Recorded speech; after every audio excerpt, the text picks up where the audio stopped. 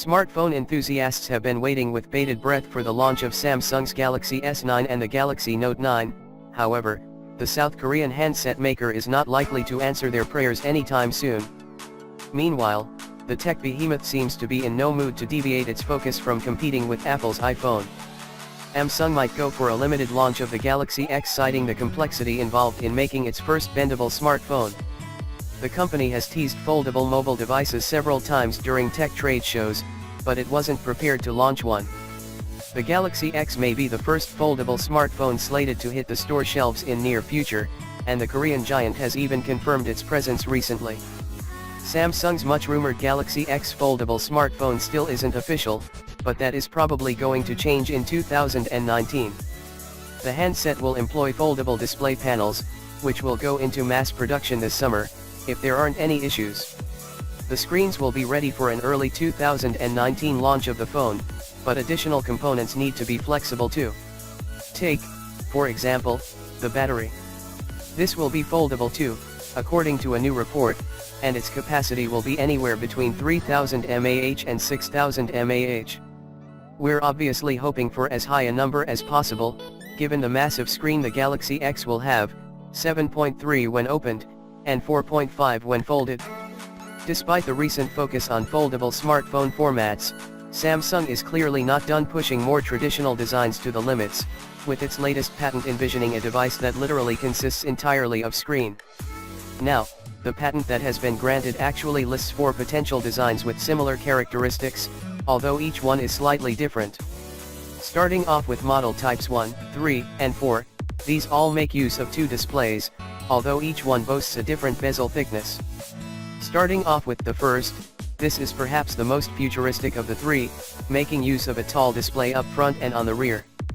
Also, keeping with Samsung's Infinity display, no display notch is present. Additionally, it looks as though the company expects the in-ear speaker and front-facing camera to be placed underneath the display. Moving on to model type 3, this one depicts a smartphone that resembles Samsung's old design language, complete with what appears to be a 16:9 display panel and a physical home button. Furthermore, this same panel is carried over to the rear. Interestingly, however, there is no front-facing camera. Instead, Samsung is imagining a product with just one rear camera. While on this topic, it's worth noting that Type 4 does include a selfie camera up front. However, this appears to be due to the modified rear, which contains an all-screen design. Now, in addition to these, Samsung's patent also shows off what it calls model type 2. Unlike the other variants, this offering makes use of 3 displays. 2 bezel-less ones up front and on the rear, and a third one that wraps around the frame of the smartphone, although it's unclear what this display would be used for and how it could affect the handling of the smartphone. Presently, these are simply ideas, and it seems unlikely the South Korean giant would make use of them anytime soon. Nevertheless, if foldable smartphones fail to take off, it could be indicative of the direction Samsung wishes to take its current designs.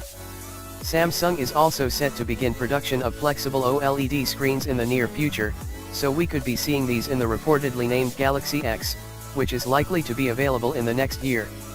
Samsung displayed a prototype for a flexible screen back in 2011, which they claimed had an open-close cycle of 100,000 times before the brightness dropped permanently, by 6%. It's clear that the Galaxy X will not arrive as Galaxy 10. ET News reported that Samsung is rushing to develop the Galaxy X device so that it's ready for an unveiling at next year's Mobile World Congress, which takes place a month after the Galaxy S10's rumored CES launch. Either way, it's likely that the Galaxy X will be available next year.